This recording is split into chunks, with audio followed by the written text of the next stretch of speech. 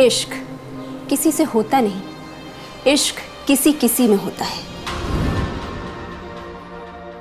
बहुत सारे बदलावों के बाद भी ये भाव नहीं बदलता, बल्कि यही भाव हमारे अंदर और हमारे आसपास हो रहे बदलावों का साक्षी बनता है और उनमें से ही कुछ बदलावों को देखकर सरप्राइज भी होता है। 14 से 25 साल उम्र का एक ऐसा पड़ाव जहां ये भाव इश्क प्रोग्रेसिव होता जाता है और कई तरह के उन्माद के साथ हमें संवेदनशील बनाता है या यूं कहें कि मैच्योर बनाता है। इश्क यही एक ऐसा भाव है जो नाम और हमारी पहचान से परे होता है। ये जहां होता है, जिसमें होता है, तो बस होता है, ज्यों का त्यों, नेकेड, बेहद खूबसूरत, अजंता और खजुराहो की प्रतिमाओं जैसा, कामदेव की सम्मोहन शक्ति जैसा। शक्ति प्रखर, तेज, पवित्र प्रेम की देवी। सौंदर्य को सही मायने में समझने की दृष्टि इसी शक्ति से मिलती है। इसीलिए इश्क आसानी से सौंदर्य को किसी भी चेहरे में ढूंढ लेता है। गुलजार कहाँ से लाओगे कुछ किरदारों के इश्क की कहानी है जो अपनी नाम और पहचान से परे है। इसीलिए इस कहानी में सारे किरदार सिर्फ इंसान हैं जो अपनी खूबियों और खामियों के साथ इश्क के जरिए तलाश रहे हैं अपना अपना गुलजार।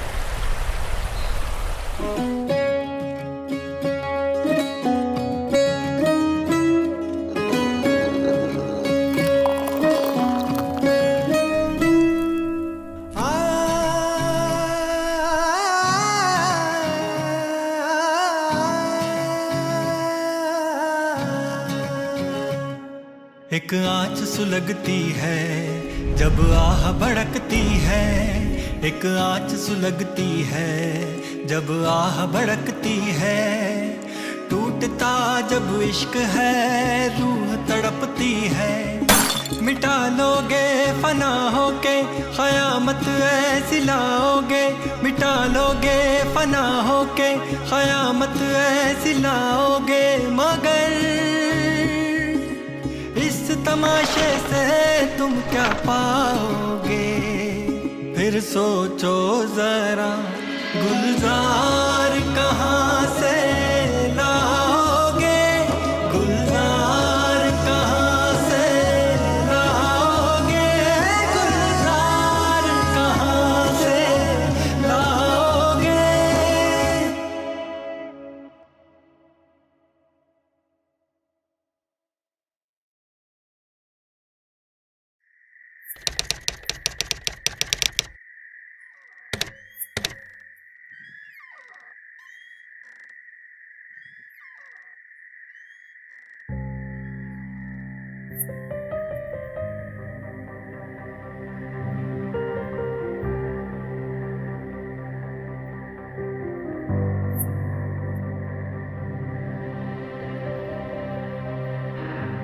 एक शोर उसके अंदर था, चीखता हुआ, चिल्लाता हुआ, चित्कारता हुआ।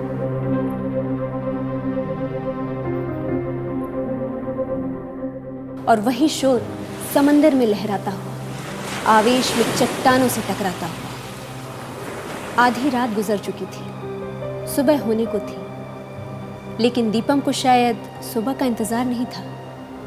वो गहरी नींद में सो चुका था, लेकिन गहरी उस नींद में भी एक दुनिया जाग रही थी।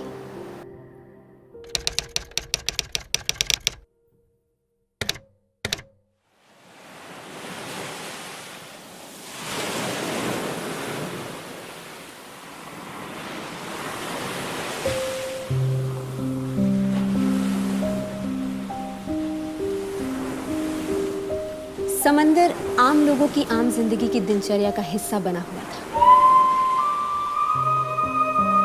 लेकिन नीति समंदर की सुबह की अंगड़ाई की साक्षी बनी हुई थी।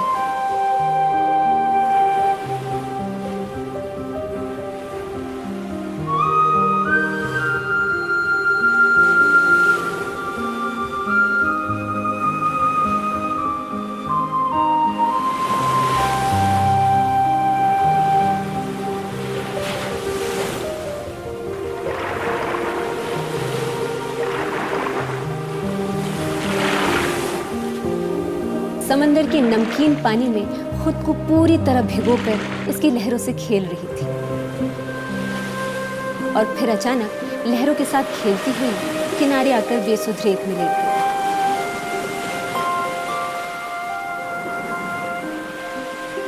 ऐसा लग रहा था जैसे समंदर ने बेजान खूबसूरत किसी प्रतिमा को किनारे धकेल दिया हो। नीति की आंखें आसमान में टिकी हुई थी, मानो कुछ सुनाई पड़ रहा हो और मन की आंखों से कुछ दिखाई भी दे रहा हो। कुछ ही पल बाद एक फ्लाइट गुजरी।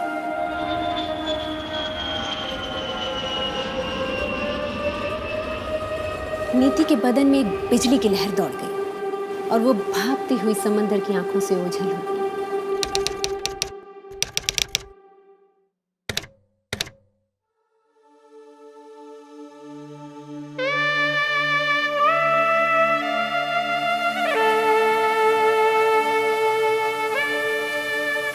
नीति अपने फ्लैट के लैविश बाथरूम के आईने में अपने खूबसूरत बदन को निहारते हुए किसी के स्पर्श को महसूस कर रही थी।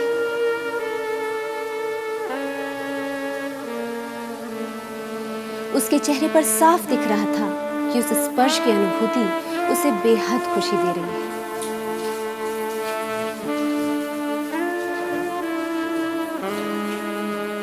आज दिन की शुरुआत की सबसे खूबसूरत कल्पना थी जो शायद हकीकत में बदलने वाली थी। डोरबेल की आवाज से नीति हड़बड़ा गई, अपने आप को एक सॉफ्ट टॉवल में लपेटा और फिर डोर लेंस में देखने लगी। अचानक उसके हसीन चेहरे पर एक खुशी की लहर दौड़ गई। उसने दरवाजा खोला, फिर दौड़कर कमरे में चली गई और दरवाजा बंद कर लिया। अंदर आने वाला शख्स औरंदम था। पायलट का लिबास उस पर खूब जच रहा था। उसने नीति को बंद कमरे का दरवाजा खोलने को कहा, लेकिन खुला नहीं। इसी बीच उसकी नजर वहां रखे पियानो पर पड़ी। वो उसे बजाने की कोशिश करने लगा। फिर उसे नीति की सुरीली आवाज भी सुनाई दी। कुछ पल बाद उसी सॉफ्ट टॉवल में लिपटी नीति औरंदम के कंधे पर अपने दोनों हाथों की उंगलियों से गुदगुदी करते एक गीत गुनगुनाने लगी।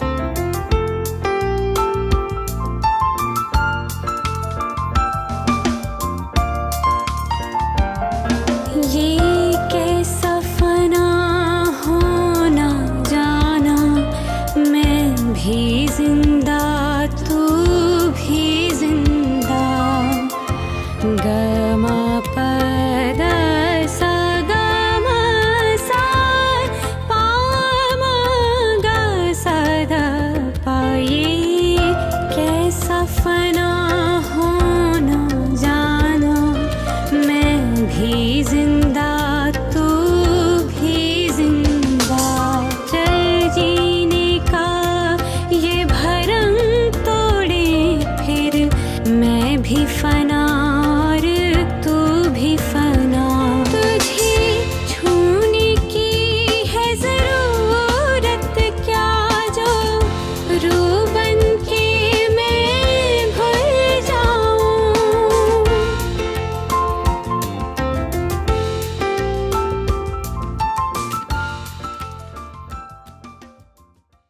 इन रोमांटिक लम्हों की अंगड़ाई ने दोनों को एक कर दिया। सॉफ्ट टॉवल जिससे उसने सिर्फ अपने बदन को ढक रखा था, अब वही टॉवल दोनों के लिए लिबास था। इश्क का स्वभाव नग्न होता है, लेकिन लाज का स्वभाव पर्दा। इश्क जरा बेखौफ था, लेकिन लाज थोड़ी सी सहमी हुई। क्योंकि कोई आने को था, नीति ने अरवी को फौरन ही घर से जाने को कहा। उसने दोबारा पायलट का लिबास पहनने में उसकी मदद की। जाते जाते पियानो के कुछ कीज को अरवी ने फिर से छेड़ दिया और चला गया। नीति पियानो की उस कंपन में अब अकेली कांप रही थी। और फिर शाम हो गई। उस शाम नीति ने अपने टेरेस से एक फ्लाइट को फ्लाइंग किस देते हुए विदा किया।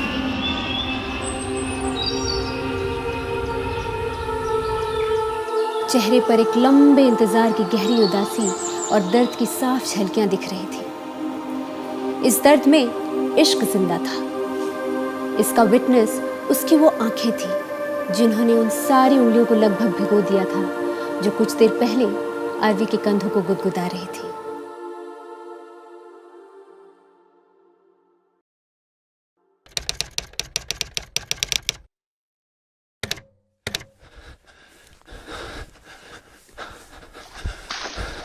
बदहवास। पीच पर दौड़ता हुआ दीपम ऐसा लग रहा था जैसे दौड़ते दौड़ते ही अपनी जिंदगी को हार जाना चाहता था। क्यों? ये शायद ठीक तरह वो खुद भी नहीं जानता था।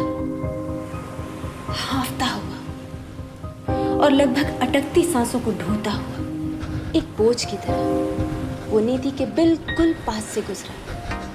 एक बार नहीं, कई बार। नीति जो अपने कानों में एयरपॉड्स लगाए झूम रही थी, अचानक ही दीपम को अपने बगल से गुजरता हुआ देख उसे कुछ अजीब सा एहसास होने लगा। उसने दीपम को अनदेखा करते हुए देखने की कोशिश भी की, लेकिन सिर्फ उसकी सांसों की बौखलाई शोर को ही सुन पाई। फिर कुछ सोचते हुए वो अपनी धुन में खो गई।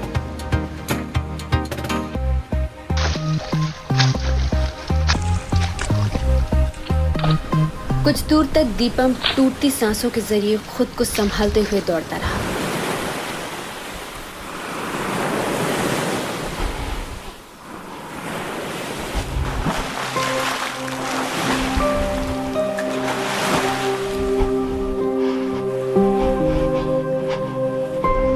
पता नहीं वहां वैसे ही कब तक पड़ा रहता अगर समंदर की लहरें उसके ऊपर से होकर ना गुजरती।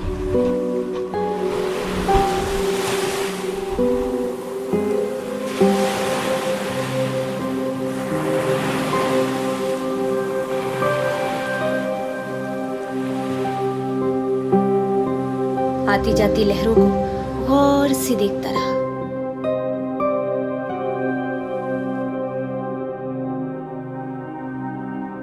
ऐसा लग रहा था शायद मौत से ही जिंदगी में वो लौट कर आया था।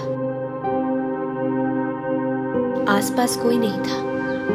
उठ के पीछे मुड़ा और धीमे कदमों से चल पड़ा।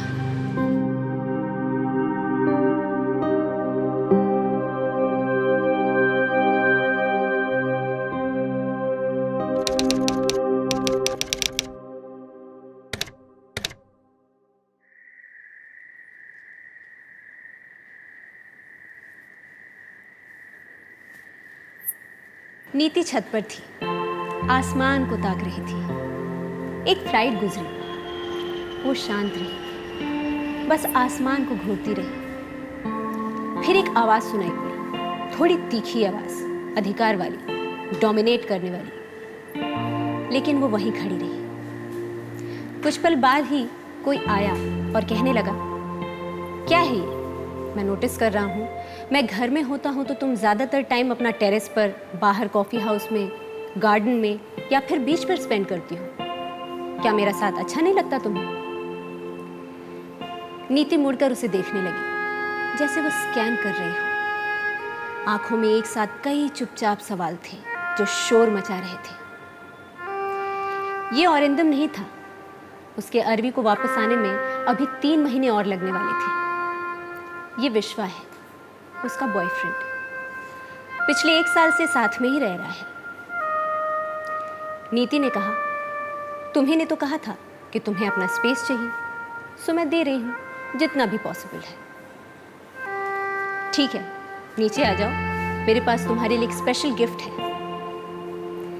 वो चला गया, पर नीति वहीं खड़ी रही, जैसे पहले खड़ी थी ठीक वैसे ही, और आसमान ताकने लगी।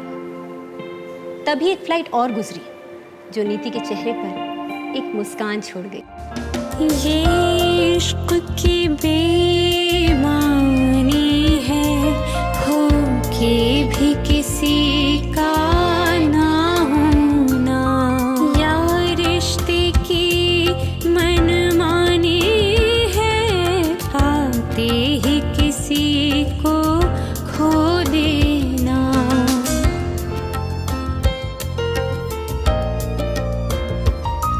संभले पर संभला नहीं, दिल धोखे से यारी कर बैठा। रब जाने कब दिल हारा मैं, दुश्मन को खुदा कर बैठा। तुझे छूने की है जरूरत क्या, जो रू बन के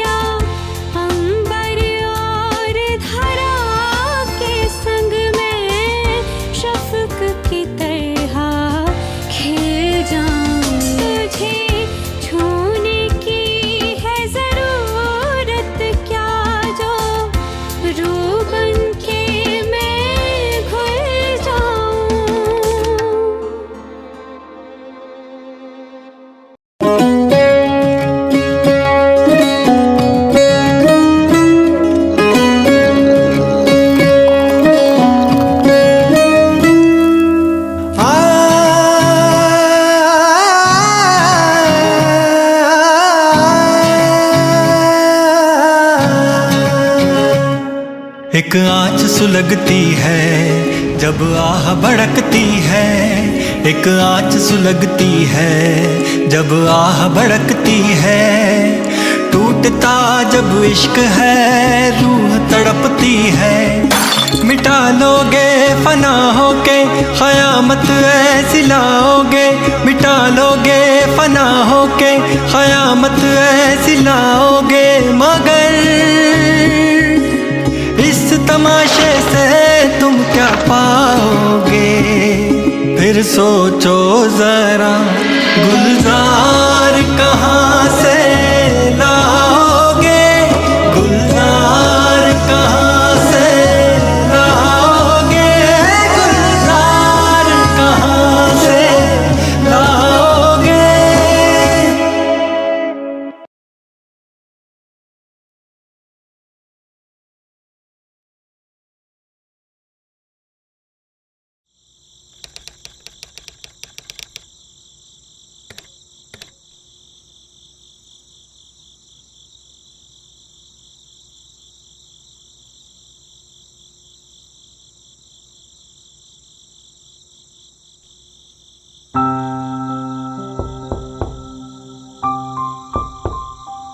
कोई बार बार दरवाजे पर दस्तक दे रहा था।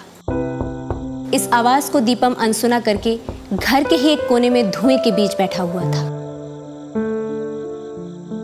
सिगरेट के अनगिनत बट्स वहीं गिरे हुए थे, कोई आधी पी हुई थी तो कोई पूरी। सिगरेट के बट्स को देखकर ऐसा लग रहा था जैसे दिमाग में चल रहे उथल पुथल वाले विचारों के अनुसार पी गई हो।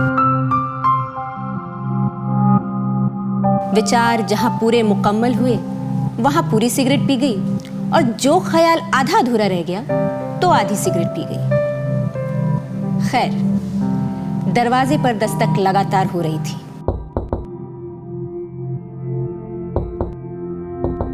दीपम ने चाहा कि दरवाजा पीट पीट कर कोई लौट जाए, पर ऐसा हुआ नहीं। उसे उठकर दरवाजा खोलना ही पड़ा। दरवाजा खोलकर वो चुपचाप बाहर चला गया। और सांची अंदर आ गई।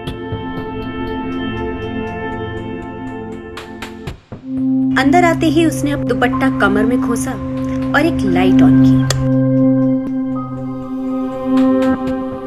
अब पूरा कमरा दिख रहा था, अस्त व्यस्त, हर चीज बिखरी हुई।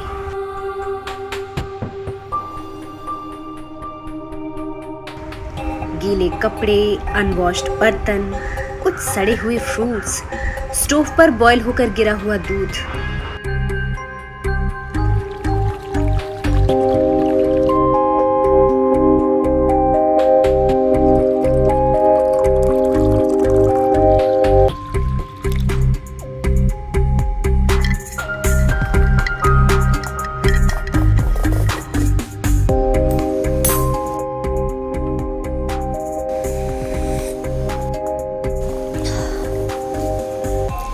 पूरे कमरे को देखकर ऐसा लग रहा था जैसे इंसान नहीं बल्कि कोई खुला जानवर ही रहता हो।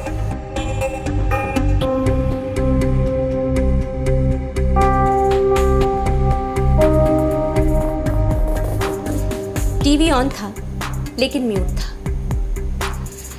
सांची पूरे कमरे की सफाई करने में जुट गई। फ्रिज से दूध का पैकेट निकाला, उसे गर्म किया, पोहा का एक पैकेट निकाला और उसे धोकर एक कटोरे में रख दिया। जैसे जाने लगी, दीपम आया।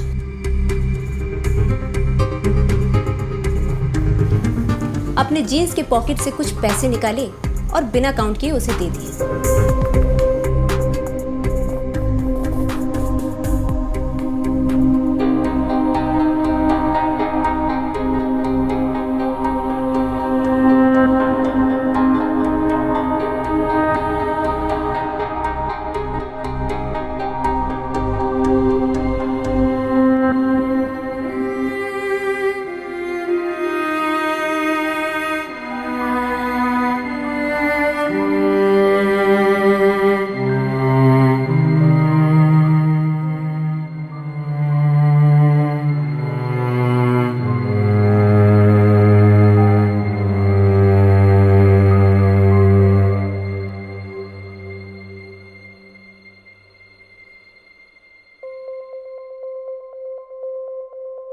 सांची दीपम को देखती रही और आंखों से कुछ बोलकर चली भी गई।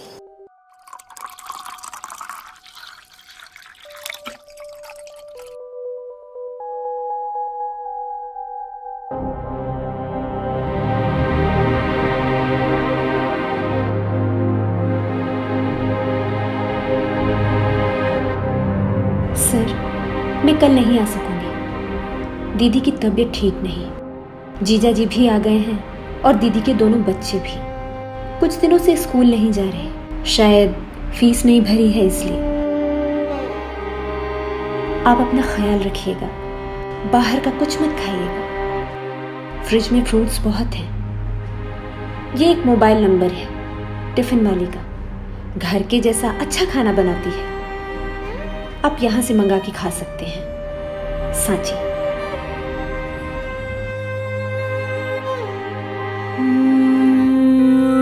दीपम ने कटा हुआ अ नोटिस किया। शायद सांची आपकी लिखना चाहती थी।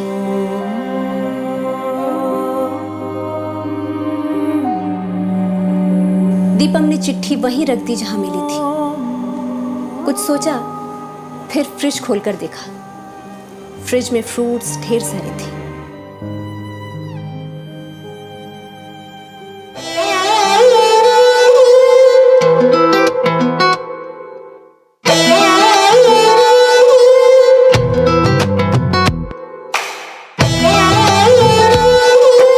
इश्क सिराने लेके सोना, सपने जब बन जाए बिछोना। इश्क सिरहाने लेके सोना, सपने जब बन जाए बिछोना। जब कोरा कागज खोजे कहानी, इश्क लिखना कोना कोना। इश्क सिराने लेके सपने जब बन जाए बिछौना,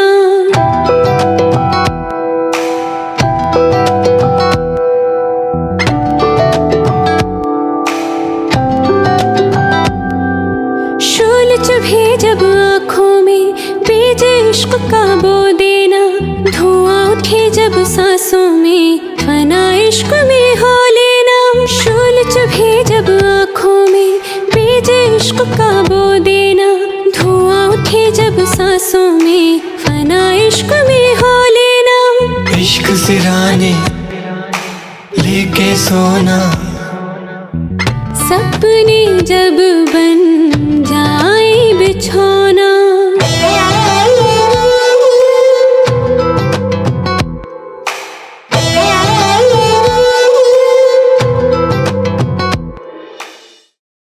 सांची ताज़ा फलों की दुकान पर एक हैंडसम लड़के के साथ फ्रूट्स के भाव नेगोशिएट कर रही थी कि अचानक कोई पीछे से आके सारे फ्रूट्स के भाव पूछने लगा। वो हैंडसम लड़का, जिसका नाम सुंदर यादव था, सांची को देखकर बोला, 80 में लेना हो तो लो, नहीं तो रहने दो, सामने भारी कस्टमर है। सांची उसे एक प्रतिकार करने वाली लड़की की तरह लुक देकर चली गई।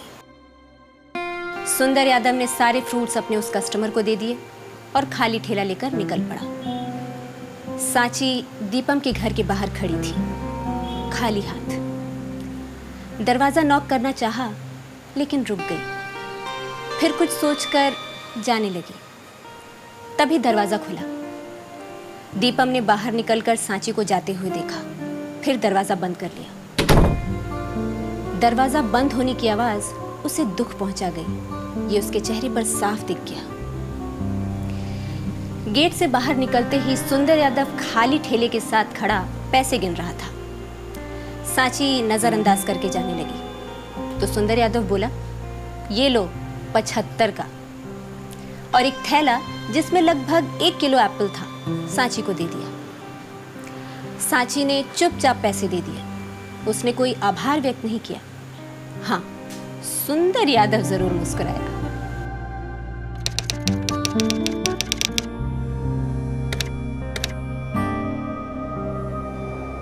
ऑलमोस्ट ढल चुका सूरज, गहरा हो रहा अंधेरा, लोगों की वापसी का नजारा और सन्नाटों की दस्तक। कुछ ही देर में वाकई समंदर भी शांत हो गया और बीच भी। कहीं कहीं अंधेरे में घिरे कुछ कपल्स की आकृतियां दिखाई दे रही थी। फिर कुछ कपल्स की वापसी भी होने लगी। वापस लौट रहे कपल्स में नीति और विश्वा भी दिखाई पड़े। ऐसा लग रहा था बहुत कुछ एक दूसरे को कह चुके थे और एक दूसरे की सुन भी चुके थे। नीति के बगल से अचानक ही बुलेट की रफ्तार से दौड़ता हुआ दीपम निकला, हाँफता हुआ। नीति जब तक मुड़कर कुछ समझने या भापने की कोशिश करती, दीपम अंधेरे में गुम हो चुका था। कुछ पल के लिए नीति रुकी भी, लेकिन विश्वा आगे बढ़ता रहा।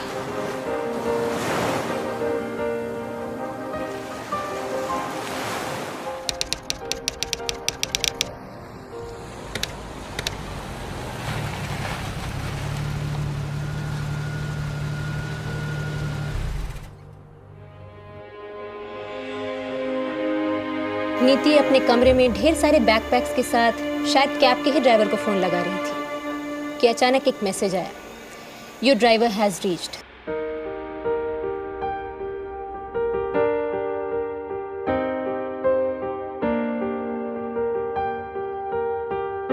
उसने बैकपैक्स को बाहर निकाला। विश्वा बाहर ही खड़ा स्मोक कर रहा था। उसने पूछा, मैं हेल्प कर दूं? नीति ने कहा, नहीं, इतना भी भारी नहीं है। चलो, ये तो नहीं कहूंगी कि फिर मिलेंगे, लेकिन बाय चांस कहीं मिल गए तो पहचानना मत। मैं सब कुछ यहीं छोड़कर जा रही हूं। विश्वा बिना कुछ बोले सब सुनता रहा, पर जब वो जाने लगी तो एक स्माइल देने की कोशिश जरूर की उसने। लेकिन नीति के लिए अब उस स्माइल का कोई मतलब नहीं था। विश्वा वहीं खड़ा रहा और फिर एक सिगरेट सुलगा ली। ऐसा लगा जैसे उसने भी सब कुछ धुएं में उड़ा दिया हो।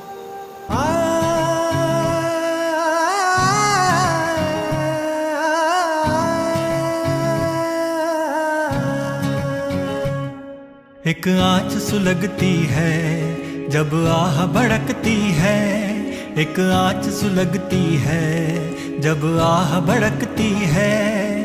टूटता जब इश्क है रूह तड़पती है, मिटा लोगे फना होके क़यामत ऐसी लाओगे, मगर इस तमाशे से तुम क्या पाओगे, फिर सोचो। नीति के बेड की सरवटों को देख विश्वा अचानक परेशान हो गया। तब जब उसके कानों में नीति की बातें सुनाई दी, मुझे कभी नहीं लगा कि मैं तुम्हें चीट कर रही हूँ। मैं जब भी अरवी के साथ होती थी यही लगता था कि मैं उसके लिए बनी हूँ, इस जन्म में ही नहीं बल्कि जन्मों की बात अगर सही है तो शायद अगले जन्मों के लिए भी। तुम्हें ये सब बताने में मुझे अभी कोई शर्म या गिल्ट नहीं है, इनफैक्ट बहुत ईज़ महसूस कर रही हूँ। लग रहा है बहुत पहले ही मेरे अंदर से तुम जा चुके थे, या यूं कहूँ तो सही होगा कि शायद तुम ठीक तरह मेरे अंदर बस ही नहीं पाए थे। क्यों? कि मैं कभी फिगर आउट नहीं कर पाई, या शायद कभी फिगर आउट करने की कोशिश ही नहीं की। हो सकता है कमी मुझ में ही रही हो, लेकिन चलो अच्छा हुआ अब मैं खुद ये स्टेप लेने में कामयाब हुई हूँ और तुमने भी ग्रेसफुली मेरे इस डिसीजन को मान लिया। विश्वा के कानों में गूंज रहे ये सारे शब्द अचानक शोर मचाने लगे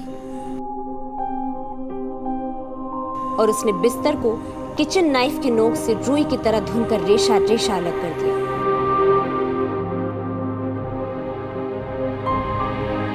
शायद इस वक्त नीति होती तो उसे भी वो इसी चाकू के नोक से तार तार कर देता। विश्वा सिगरेट का एक कश लेता है और सब कुछ धुएं में उड़ा देता है।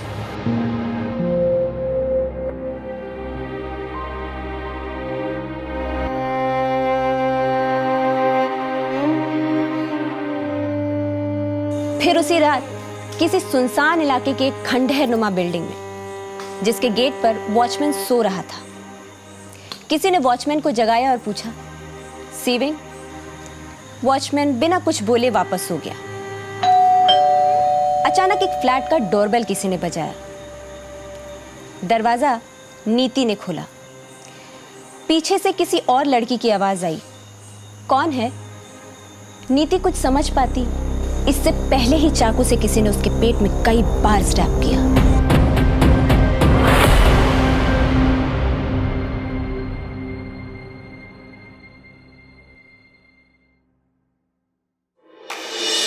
हर सफर का अंत यही है और नहीं है जिसका,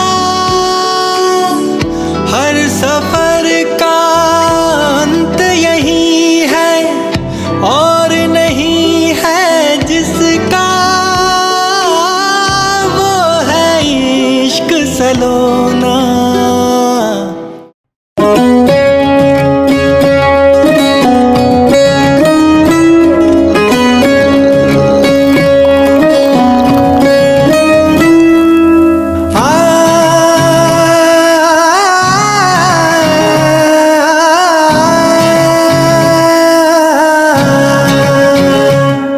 एक आँच सुलगती है जब आह भड़कती है, एक आँच सुलगती है जब आह भड़कती है। टूटता जब इश्क है रूह तड़पती है, मिटा लोगे फना होके क़यामत ऐसी लाओगे, मिटा लोगे फना होके क़यामत ऐसी लाओगे, मगर तमाशे से तुम क्या पाओगे, फिर सोचो जरा गुलजार कहाँ से लाओगे, गुलजार कहाँ से लाओगे, गुलजार कहाँ से लाओगे।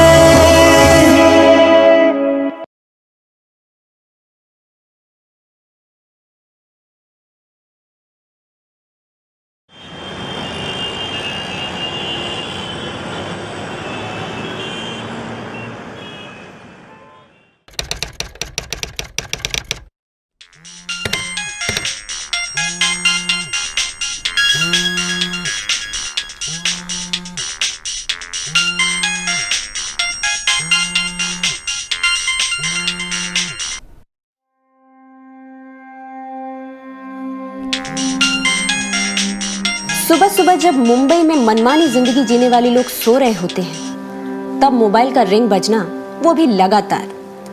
ऐसा लगता है जैसे कई सारे ट्रक्स लाइन में खड़े हॉर्न बजा रहे हों।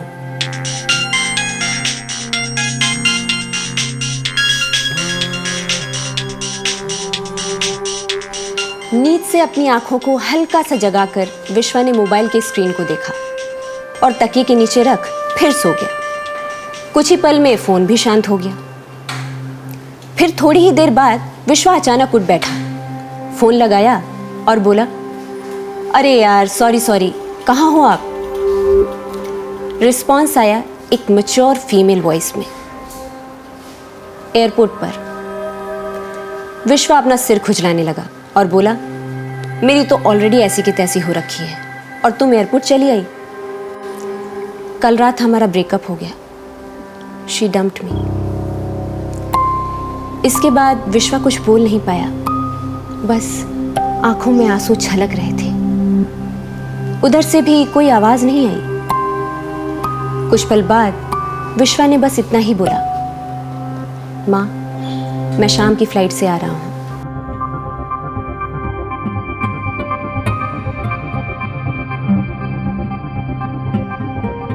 वही खंडहरनुमा बिल्डिंग जहां 2 पुलिस कांस्टेबल वॉचमैन से पूछ रहे थे, था कहां जब ये सब हुआ? नींद में था सर, वॉचमैन ने बड़ी सादगी से मुस्कुराते हुए बताया। फ्लैट के अंदर रूही की आवाज सुनाई दी। अगर रात भर मेरी जागने की आदत नहीं होती ना, तो मैडम कल कोई और भी बड़ा कांड हो जाता। सिर्फ मामूली चोरी नहीं होती इस घर में। तभी वॉशरूम के अंदर से नीति बोली, चोरी के अलावा कल रात इस बिल्डिंग में एक मर्डर भी हुआ। इनफैक्ट तुम्हारे फ्लैट के मेन डोर पर। तुम जगी भी थी पर कुछ नहीं कर पाई। रूही ने बात को अनसुनी करते हुए कहा, चल बाहर आजा, नींबू पानी पी ले। नीति बाहर आई अपने मोबाइल के साथ। उसके चेहरे पर एक ताजगी थी, खुश थी, व्हाट्सएप पे किसी से चैट कर रही थी। रूही ने फिर बोला, ये क्या 24 घंटे चटर पटर करती है? You are a grown up child now, थोड़ी मैच्योरिटी दिखा। और ये क्या मर्डर वर्डर की बात कर रही है? रात को टीवी पर कोई घटिया किस्म का क्राइम शो तो नहीं देख लिया? नीति बोली, कल रात विश्वा आया था और उसने मेरे पेट में पूरी शिद्दत से नाइफ स्टैब की। मैं खून में लथपथ तुम्हारे दरवाजे पर गिरी थी और तू बस खड़ी होकर देख रही थी।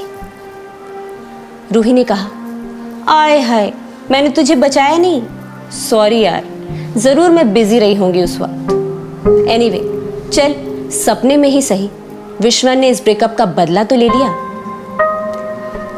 नीति की आवाज में संजीदगी थी। नहीं, उसने बदला नहीं लिया, बल्कि मैं एक मौत के बाद जागी हूं। रूही ने शार्पली एक क्वेश्चन नीति को दगा। और विश्वा? नीति ने कहा, यह तो नहीं पता, लेकिन इतना जानती हूं कि उसे भी मुझे खो देने का कोई एहसास नहीं होगा, और ना ही इस बात पर वो रिपेंट करेगा कि उसने मुझे जाने दिया। यू नो, जिस रिश्ते में जिंदगी महसूस नहीं होती, उस रिश्ते में सिर्फ मौत ही रह जाती है। विश्वा और मेरा अलग होना कोई फैसला नहीं, बल्कि ये आउटकम है हमारे अपने बिलीफ का। बहुत सिंपल है यार, मैंने रिश्ते को मरने दिया और उसने मार दिया।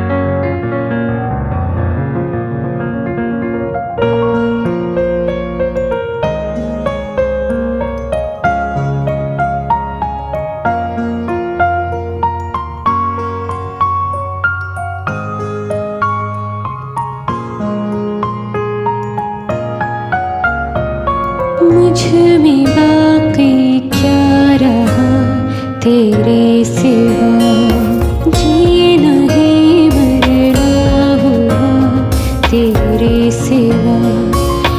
इश्क मेरा काफिला गर्दिश रहा, आसरा कोई नहीं तेरे सिवा।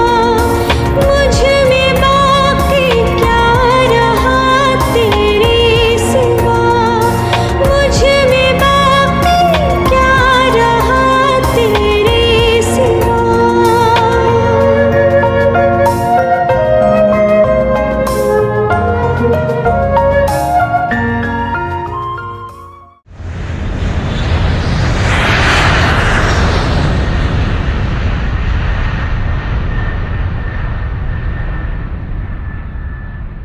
ये पोएट्री फ्लाइट के विंडो सीट पर बैठे विश्वा के कानों में गूंज रही थी। उसकी आंखें बंद थी, लेकिन कलेजे के सारे जख्म खुले पड़े थे। हाँ, कलेजे से याद आया, सुंदर यादव अपने फ्रूट्स के ठेले पर खड़ा मोबाइल का स्पीकर ऑन करके एक भोजपुरिया बवाल गाना सुन रहा था। तोहरा को देखला करजबा में हुक उठला, मनवा में बार बार तोहर चलिया के हुक टूटला, मनवा में बार बार। सांची को देखते ही उसने मोबाइल ऑफ कर दिया और कुछ ज्यादा ही शरीफ हो गया।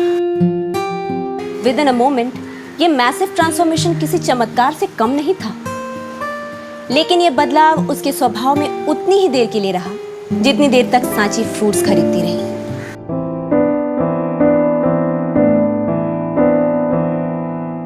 फ्रूट्स लेकर जा रही सांची के कानों में ये गाना धुन के साथ पहुंच रहा था।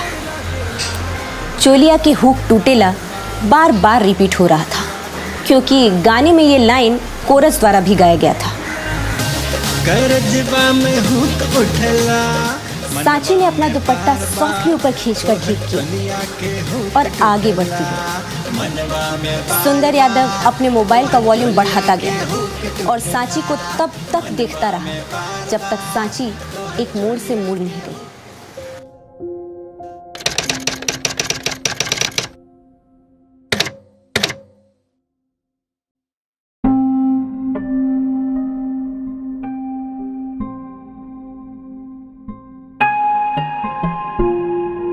दीपम अचेत अपनी रोज की तरह एक गहरी नींद में, या यूं कहें कि अपनी एक जागती हुई दुनिया में सो रहा था। सांची ने दरवाजे पर एक हल्की सी दस्तक दी, जैसे कोई खूबसूरत लड़की अपनी चूड़ियों को खनकाकर इश्क को इनवाइट करती है। उसकी दस्तक का कोई जवाब नहीं आया।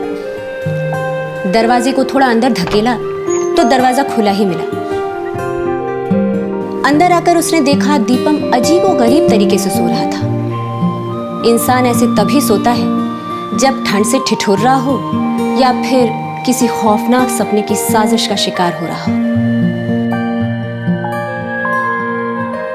सांची ने हल्की सी चादर बेडरूम से लाकर दीपम को उड़ा दी, लेकिन दीपम में कोई हलचल नहीं हुई।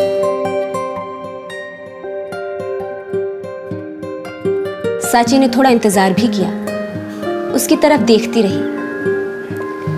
चेहरे पर एक हंसी भी आई। ऐसा लगा जैसे एक पाक साफ रूह ने रूह को निहारा हो और बस एक दुआ बनकर मुस्कुरा दिया हो।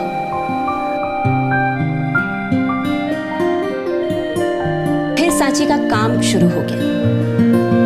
उसके होठों पर अनायास ही वो भोजपुरिया गाना आ गया जो वो गाने लगी।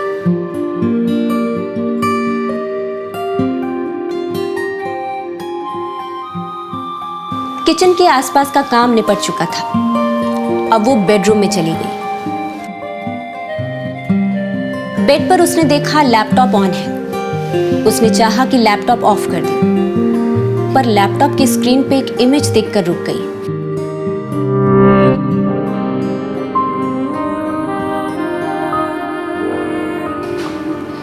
किसी हॉलीवुड एक्ट्रेस के हॉट इमेजेस थे। उसने क्लिक किया तो पॉर्न साइट ओपन हो गई और फिर उसने कई ऐसे क्लिप्स देख लिए जो शायद वो कभी सोच भी नहीं सकती थी।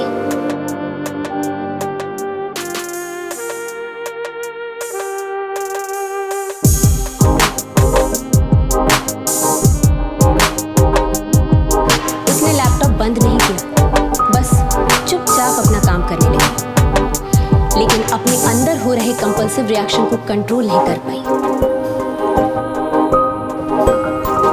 बार बार वीडियो क्लिप्स उसे दिखाई देने लगे, बार बार वो भोजपुरिया गाना उसे सुनाई देने लगा, और बार बार दीपम को भी अपने बेहद पास महसूस करने लगी।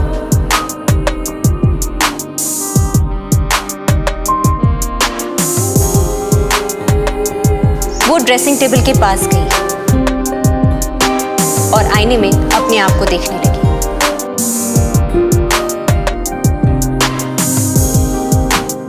एक बार दुपट्टे को हटाकर उसने अपने आप को देखा, किसी अप्सरा, रंभा, मेनका की तरह मुस्कुराई भी, हॉलीवुड की उस हॉट एक्ट्रेस की तरह जिसे उसने जस्ट अभी अभी लैपटॉप की स्क्रीन पर देखा था।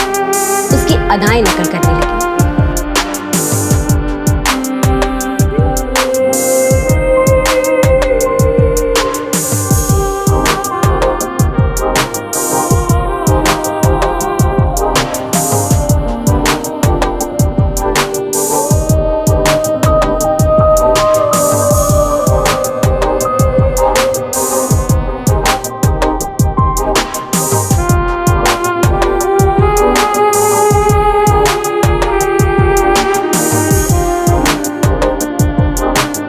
जाने कितने लम्हे बीत गए, अब उसके जाने का वक्त हो गया। वो जाने लगी, लेकिन दरवाजे के पास जाकर रुक गई और दीपम के बिस्तर के पास आ गई। उसे देखती रही, फिर उसके बगल में जाकर लेट गई। चादर का एक कोना खींचकर उसने अपने आप को ढक लिया। अब एक ही चादर के नीचे, एक ही बिस्तर पर सांची और दीपम दोनों थे।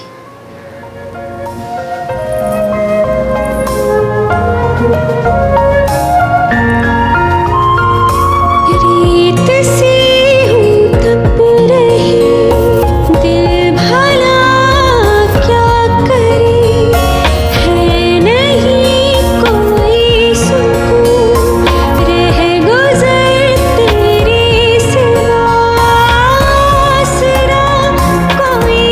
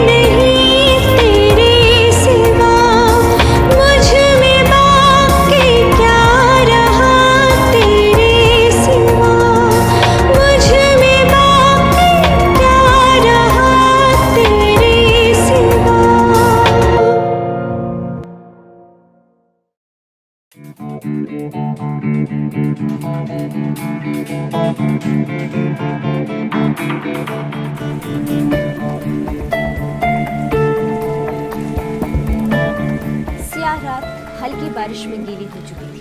हवा रुक रुक कर तेज कदमों से कभी चलती थी तो कभी कहीं एक ही जगह रुककर फूलों से लदे किसी पेड़ की तरह अलसाई हिलने लगती थी।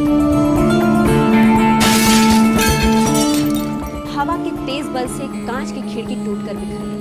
ऐसा लगा जैसे किसी ने पत्थर मारकर तोड़ा। रोने की सिसकियां कहीं दीपम सुन न ले, सांची उसके घर के बाहर आ गई।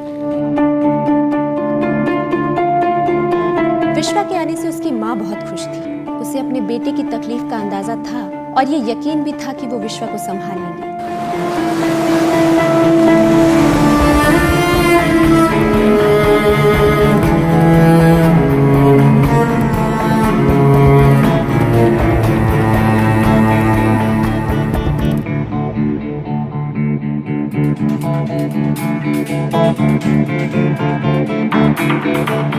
तोहरा